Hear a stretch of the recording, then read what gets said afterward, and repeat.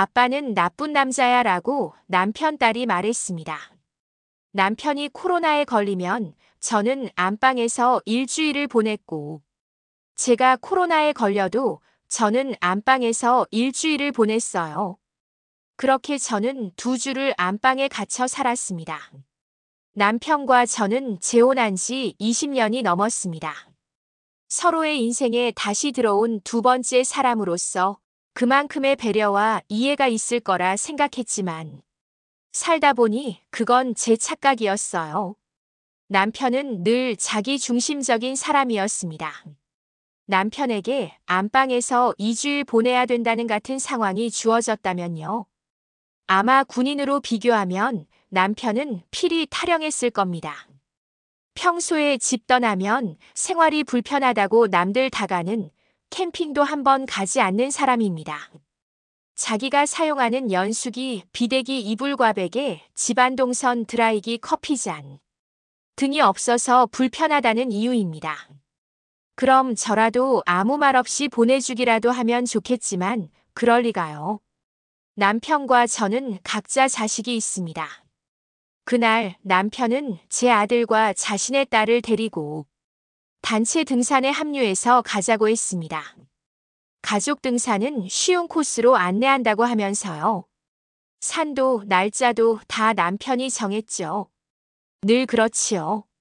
나는 그저 따라가는 사람이었고 부부가 생각이 틀릴 수도 있다는 걸 인정을 하지 않는 사람이라서 싸움이 나기 전에 제가 따라주는 편입니다. 우리 부부는 등산을 가끔은 다녔기에 옷, 신발, 등산 스틱 등이 다 준비되어 있었지만 아이들은 아무것도 없었어요. 저는 생각했죠. 우리 옷 여분이 많으니 나누어 입히면 되겠다. 라고 대화를 나누었고 신발도 사이즈 비슷하니까 괜찮을 거라 생각했어요. 등산 당일 아침, 남편은 제 아들에게 옷을 챙겨주고 있었고 저는 남편의 딸에게 제 등산복을 챙겨주고 있었어요. 현관문 앞에 선 순간 저는 말없이 숨을 멈췄습니다. 제 아들이 입은 등산복. 그건 남편이 입다 남은 아주 오래된 옷이었어요. 남편은 새로 산 신상 등산복을 입고 있었고 새로 싼 가벼운 등산화를 신고 있었죠. 그리고 남은 옷 중에 그나마 사이즈 맞는 걸 제 아들에게 골라봐봐 라고 하면서 옛날에 입던 등산복을 다 꺼내어 주었다네요. 맘에 드는 걸 골라라고요. 이게 뭐야, 내 아들이 마치 60대 아저씨 옷을 입은 것 같잖아. 라고 생각이 들었습니다. 남은 건 그런 등산복밖에 없을 테니까요. 고를 옷이라도 있었겠어요? 현관에 서 있는 아들 모습에 괜히 제 가슴이 찢어졌습니다. 신발 너무 무거워요. 아들이 말했을 때 남편은 아무렇지도 않게 말했어요. 그럼 내가 편한 거 신어. 라고 했습니다. 운동화로 된 가벼운 등산화는 남편이 이미 신고 있었고 신발장에 있는 등산화들은 군화같이 생기고 밑창이 무거운 것들 뿐이었습니다. 그래서 아들은 평소 신던 얇은 스니커즈를 신기로 했어요. 그 순간 제 속이 터졌습니다. 전 마음속으로 산에 가는데 스니커즈를 신긴다고. 당신은 신발이 얼마나 중요한지 몰라. 하지만 말하지 않았습니다. 그때까지도 어떤 산으로 가는지 몰랐으니까요. 가족 등산은 쉬운 코스 안내라고 들었으니까요. 그래서 조용히 나섰습니다.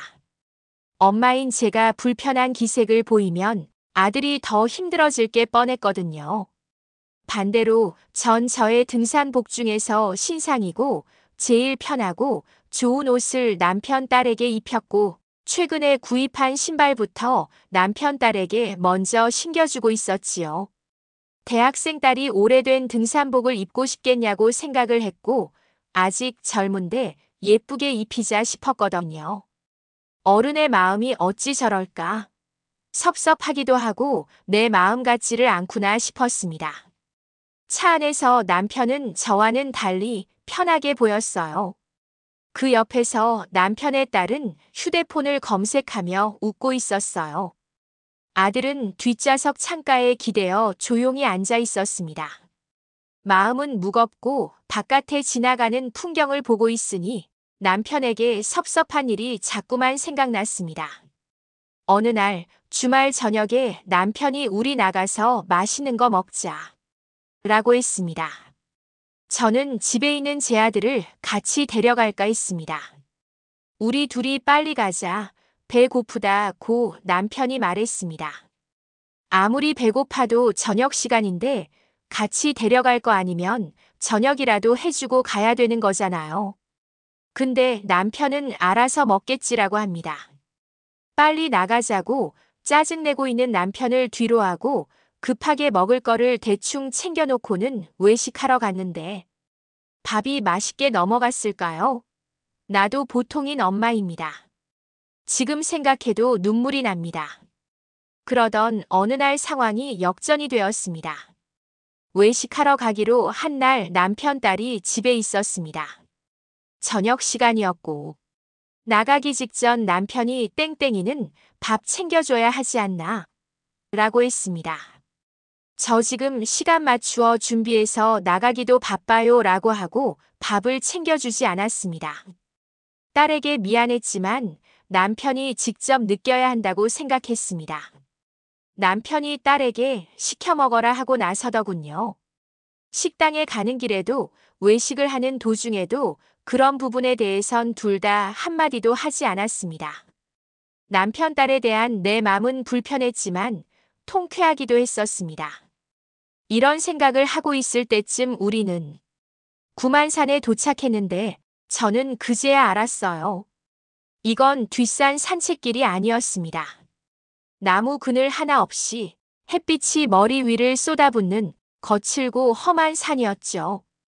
아니, 이런 산을 갈 거면 미리 말이라도 했어야지 준비도 대충 했는데 라고 했습니다.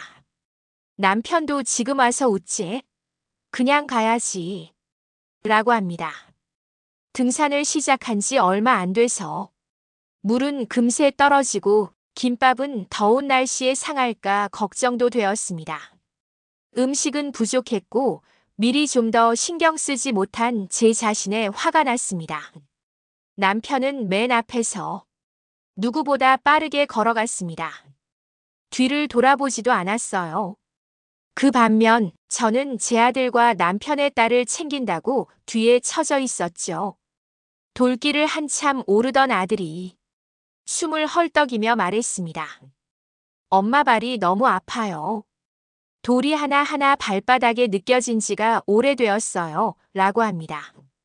저 입이 무거운 아들이 저런 말 할 정도면 많이 아픈 겁니다.